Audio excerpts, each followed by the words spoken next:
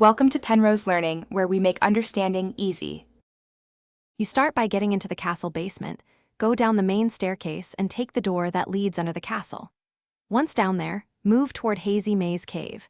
You need to clear the early hazards and position yourself for the metal cap switch. Make sure you're comfortable with long jumps and ground pounds, because reaching the switch requires precise movement. Once you're in the large cavern, scan the area for the glowing red switch platform and approach it deliberately.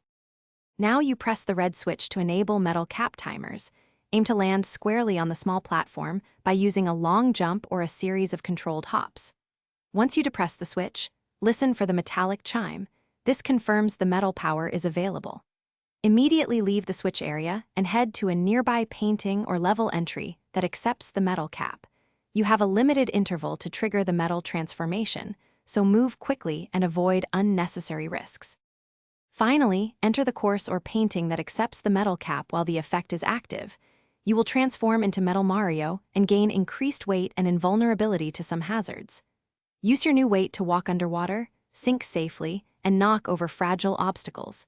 This is why the cap is required for certain 1-up and star challenges. If you miss the window or the cap doesn't trigger, return to the cavern, step off and back on the switch, and try again. That usually fixes timing problems.